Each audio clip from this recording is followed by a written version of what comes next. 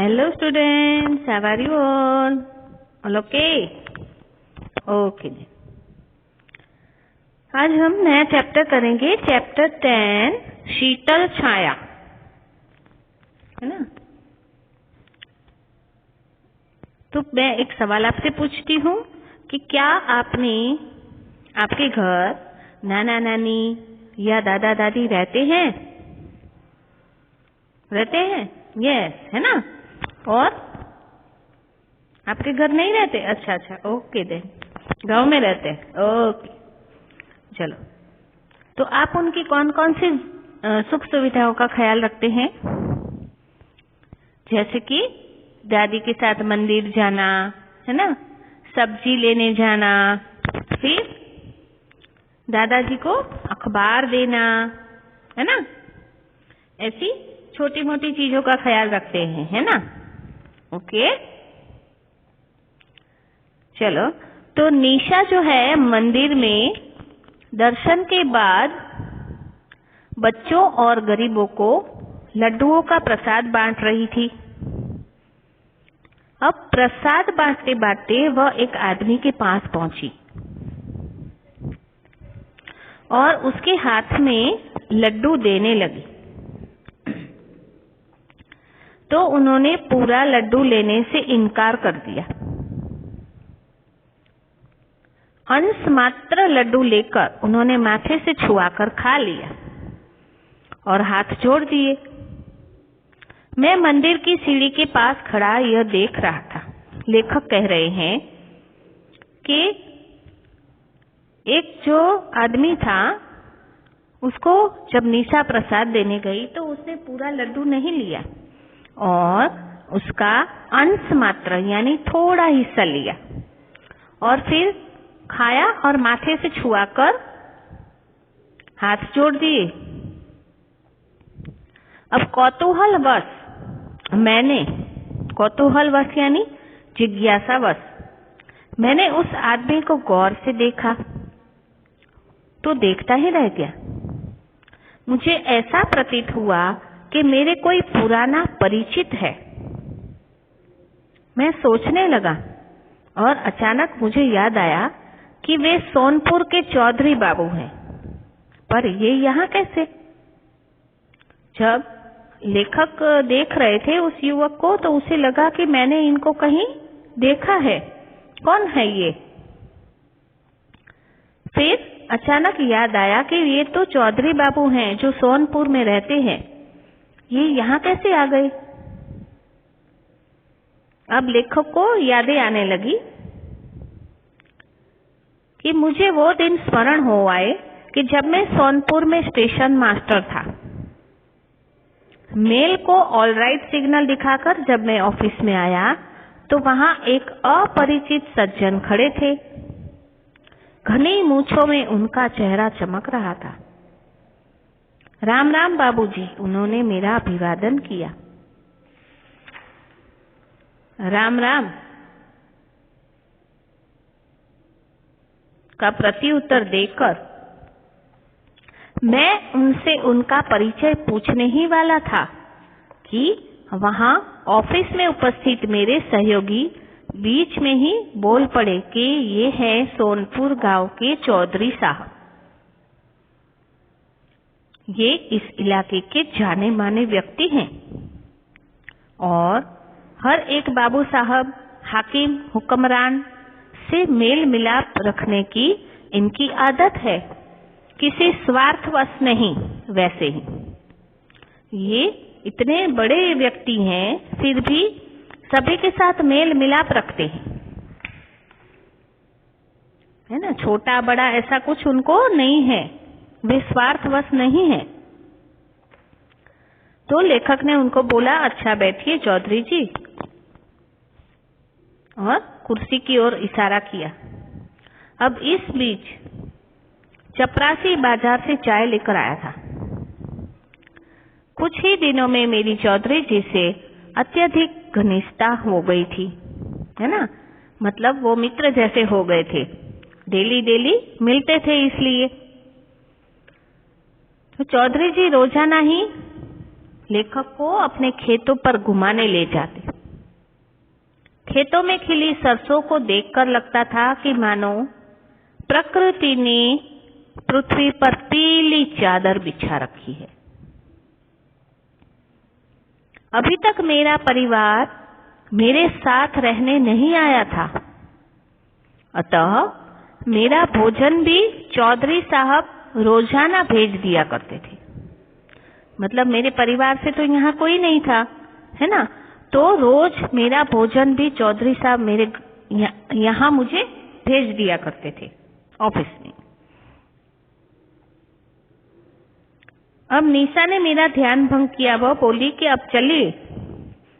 चौधरी जी से दिन में मिलने की सोचकर उस समय तो मैं चला आया।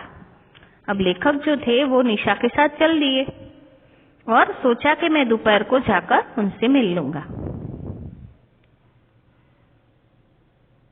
दोपहर हो आई थी, आसमान भी साफ था। सूरज की गुलाबी धूप बड़ी सुहानी लग रही थी। मैं मंदिर पहुंचा। मैंने देखा कि चौधरी जी लकड़ी का सहारा लिए सड़क पर ठक ठक करते चले जा रहे थे। मैं कार से उतरकर उनके साथ हो लिया। जयराम जी की चौधरी साहब, उनके साथ चलते हुए मैंने उनका ध्यान बताया। चौधरी जी क्या कर रहे थे? लकड़ी का सहारा लेकर ठक ठक करते आगे चले जा रहे थे और लेखक ने कार में से उतरकर उन्हें बोला कि जयराम जी की चौधरी साहब। तो वे चलते चलते रुक गए और उन्होंने पूछा, आप कौन भैया जी? मैं कोई चौधरी बौधरी नहीं, आप मुझे गलत समझ रहे हैं। आप मुझे देख नहीं रहे हैं, मैं तो। ऐसे कहकर वह लकड़ी ठक ठक ठक करते हुए आगे बढ़ गए। मैंने फिर कहा, अब लेखक ने फिर से कहा कि मैं आपको अच्छी तरह पहचानता हूं काका जी, आप हैं सोनपुर के बंसीलाल जी। मुझे क्यों बना रहे हैं? इस पर चलते चलते बीच सड़क में ही वे खड़े हो गए। चलो मान लिया, पर आप कौन हैं? ठीक है, चलो मैंने मान लिया कि मैं चौधरी हूं, पर आप कौन हैं? आपने मुझे नहीं पहचाना? मैं सोनपुर वाला, वही शर्मा, स्टेशन मास्टर। मैं हूं स्टेशन मास्टर शर्मा। ओहो, अब उन्होंने उसे पहचान लिया था। वृद्ध की बाँछें खिल गई। बाँछें खिल गई मतलब प्रसन्न हो गए वो, और मारे प्रसन्नता के मुझसे लिपटने को हुए। वो लिपटने, गले मिलने लगे, पर उन्होंने अपने कपड़ों को देखकर हिचकिचा गए। अपने कपड़ों को देखकर वे हिचकिचा गए कि मेरे कपड़े तो देखो, मेरा मैले कपड़े। और ऐसे उन्होंने गले नहीं लगे और हाथ ही थाम लिया। खूब मिलना हुआ बाबू साहब, पर आप इतनी दूर यहाँ कैसे? आप यहाँ कैसे आ गए? आजकल मेरी नियुक्ति इसी नगरी में है, मैंने उत्तर दिया। फिर बिना पूछे न रह गया, लेकिन आप इस स्थिति में कैसे हैं?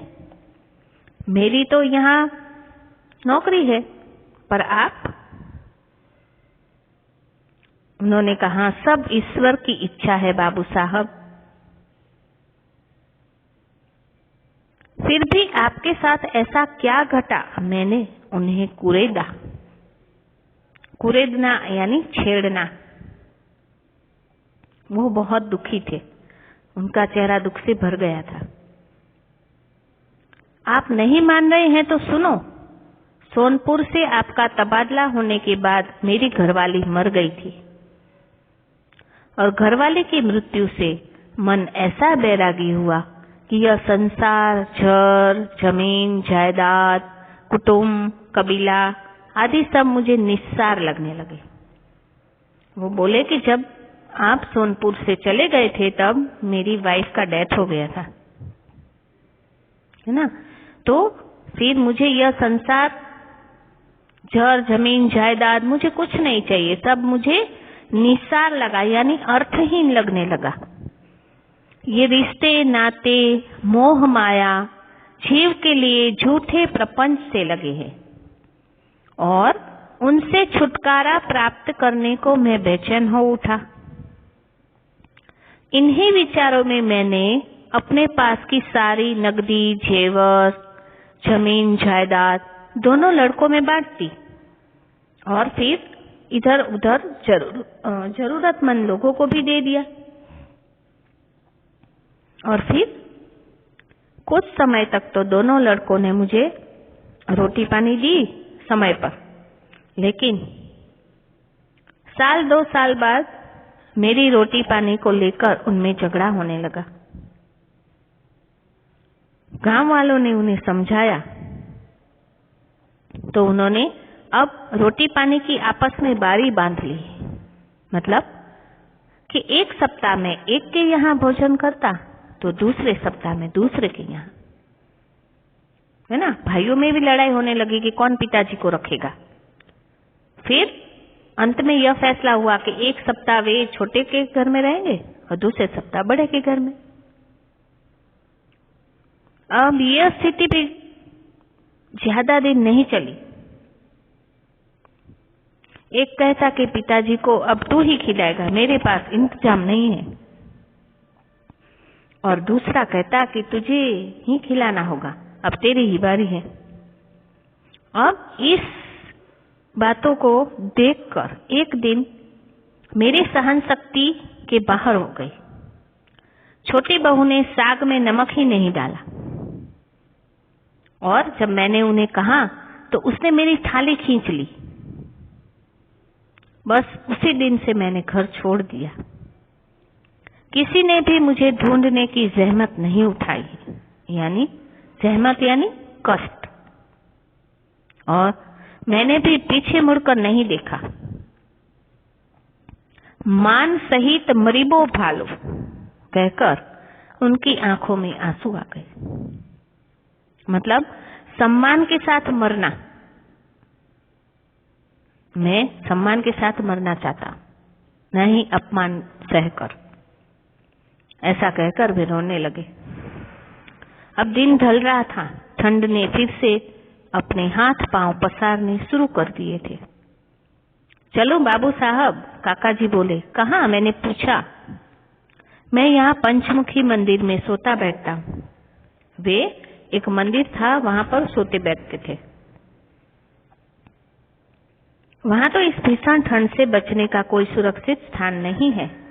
लेखक ने उन्हें कहा कि वहां तो बहुत ठंड लगेगी, आप वहां कैसे सुरक्षित हो?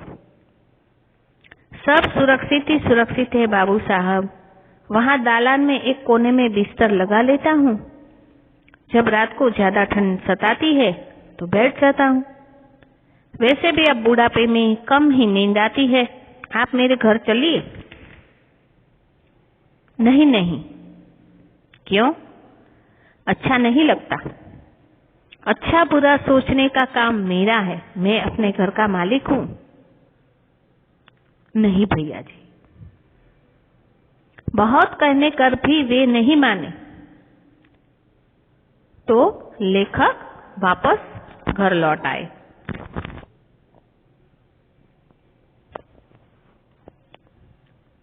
आज तो इतना ही करेंगे। ओके, अब नेक्स्ट चैप्टर है वो कल करेंगे। ठीक है? Okay, bye bye.